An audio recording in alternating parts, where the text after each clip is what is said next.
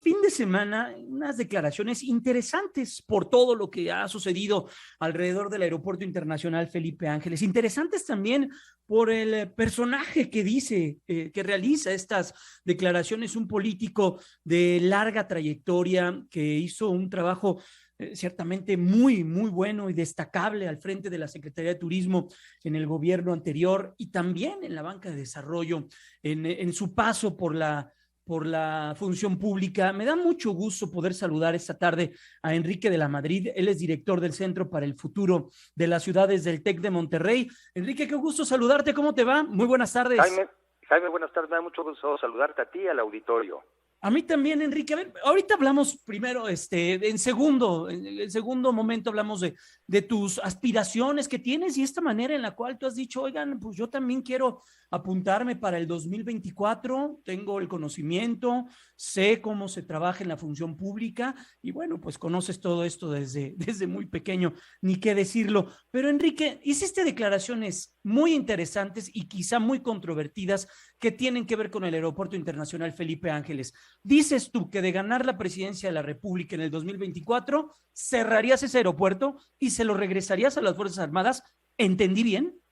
Sí, o sea, la pregunta que me hicieron fue a pregunta expresa. Me dijeron, ¿qué haría con muchas de las obras que se han hecho en esta administración? Y empecé diciendo, con respecto al Aeropuerto Internacional Felipe Ángeles, como es evidente que no va a servir para resolver los problemas que supuestamente tendría que resolverlo, hay que regresar a la construcción del Naim, el aeropuerto que estaba en Texcoco, y habrá que devolverle al ejército pues lo que es propiamente será una base militar. Y voy a decir por qué una base militar, porque el Naim incluye en su visión de futuro que también los vuelos militares salgan del Naim, porque justamente desde hace muchos años, estudios de 20 años, nos hicieron ver que el Naim es la mejor alternativa, Texcoco, porque el espacio aéreo es solamente uno, y ese sería el lugar donde pudieran estar aterrizando, despegando aviones comerciales, para fines turísticos, para carga e incluso militares.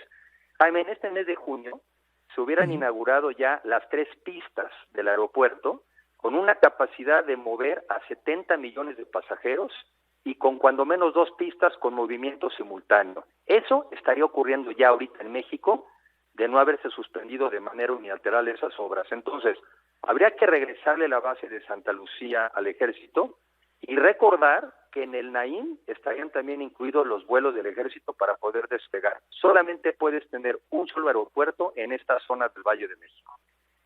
Ese es el sentido de la declaración. ¿Y qué vendría con las 2 otras de grandes obras que está realizando el gobierno de la República? En caso de que tú encabeces una, no sé si sea coalición, ahorita ya entraremos a detalle en eso, para el 2024. ¿Qué pasaría, por ejemplo, con el Tren Maya? ¿Qué pasaría, por ejemplo, con la refinería Olmeca o Dos Bocas? Yo ahí lo que también contesté y contesto es que para que no caiga uno en los mismos errores del gobierno actual, habría que analizar en su momento cuál es el grado de avance de cada una de esas obras. Y si algunas de esas obras están a punto de terminar, pues hay que terminarlas. Con respecto al Tren Maya, yo sospecho que solamente terminarán tramos, ¿sí? Que no estará todo el circuito completo.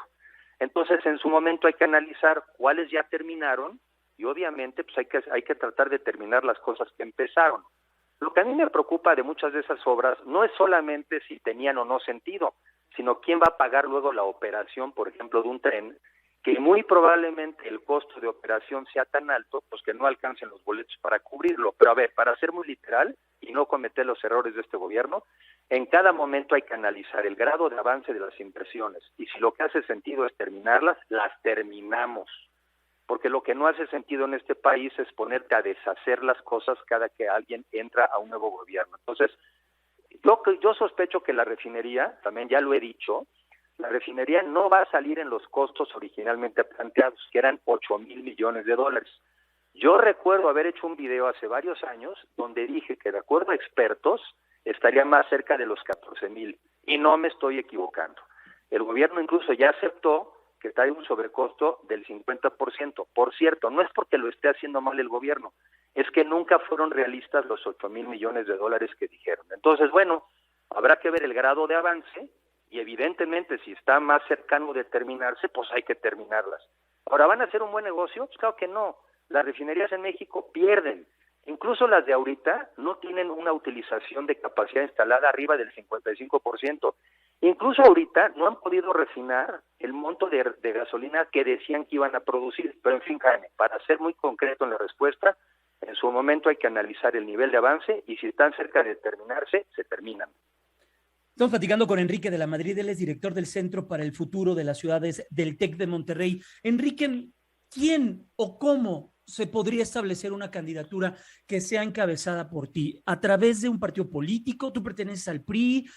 ¿No tienes partido político? ¿Cómo has visualizado ese camino? Falta todavía tiempo, pero hemos visto ya mucho movimiento político por parte particularmente de lo que está ocurriendo con Morena. La oposición está pues muy entrampada en lo que ocurrió el pasado 5 de junio y con sus pugnas internas. ¿Qué viene para ti y cómo estás contemplando esto? Sí, Jaime, cómo no. Mira, yo lo que veo es un frente amplio de oposición, es un frente amplio que obviamente incluya a todos los partidos de la oposición, pero sobre todo a la ciudadanía, porque hay muchos más ciudadanos que no se sienten necesariamente identificados con un partido, pero que sí están muy preocupados del México por el que vamos. Entonces, al final del día nos tenemos que juntar todos aquellos que pensamos que el camino por el que vamos no es el correcto, nos tenemos que juntar para ponernos de acuerdo sobre el país que queremos, el que aspiramos, y competir juntos, porque es la única manera de cambiar rumbo de este país. Los partidos van a empezar a platicar y a discutir sobre cuál es el sistema de selección de ese candidato o candidata, y por cierto, no solamente para presidente, sino también para diputados y senadores. En eso ya están empezando ellos la conversación, y sé que muchas otras organizaciones de la sociedad civil ya están proponiendo métodos. Llámale pasarela, llámale una primaria, pero de este lado, de la oposición, sí va a haber competencia. De este lado no hay corcholatas. De este lado no se va a esperar un destape. De este lado tiene que buscar su método donde salga la mejor alternativa, la que más le convenga a México. Para entender esto, Enrique, ¿tú ya te has sentado a platicar con ellos? ¿Es una idea que tú estás planteado? He visto que has platicado de este tema en foros y en algunos otros espacios públicos. ¿Ya te has sentado con alguno de los liderazgos partidistas? Sí, me he sentado yo diría que con todos y platicando de estos esquemas, ¿verdad? Tratando de aportar ideas, y sé que ellos están en la conversación y ahora nos toca ir a todos, enterarnos y aportar cuál es el sistema, porque en el método está la forma de alcanzar la mejor opción posible. Hay quienes plantean que cada uno de los partidos de oposición planteen, por ejemplo, propongan 3 posibles aspirantes y que entonces estas personas salgan, ¿verdad?, al país a dar entrevistas, a universidades, con expertos, con académicos, e ir depurando. Lo que sí te puedo decir es que ya estamos en el momento en donde se están dando esas conversaciones y seguramente en pocos meses se tiene que definir el método. El método es bien importante y sí están teniendo lugar estas conversaciones. Ese método podría ser a través de una encuesta, a través de ese tipo de estudios de demoscopía para encontrar quién es el más popular o quién tiene mayor conocimiento de entre la población. Sí, es una mezcla, ¿verdad? Es una mezcla de temas como, por ejemplo, yo también sostengo que tiene que haber una especie de preselección incluso, porque no haría mucho sentido que entrara a competir a alguien que finalmente quizá alguno de los partidos diría, yo no voy con esa persona, desde un principio yo no quería ir. Yo sostengo entonces que no sería muy sensato incorporar a personas en la competencia si de entrada tuvieran el rechazo de alguno de los partidos. O sea que también tiene que haber una especie como de análisis previo de condiciones, de características. Entonces, ahí está la discusión, Jaime. Yo creo que no es solamente una encuesta, pero sin duda las encuestas tienen que tener un peso muy importante. Ahí está la discusión sobre en qué combinación, cómo lo ponderas, pero lo que es un hecho es que de este lado sí va a haber competencia y no esperando que sea la persona la que decida quién debe de contenderse. Pues Enrique de la Madrid, director del Centro para el Futuro de las Ciudades del TEC de Monterrey, gracias por estos minutos, pues sin duda estaremos muy al pendiente de lo que ocurra en este sentido. Falta todavía tiempo, pero pasa rapidísimo. Cuídate mucho, excelente inicio de semana. Gracias. Hasta pronto. Por la oportunidad. Muy buenas tardes.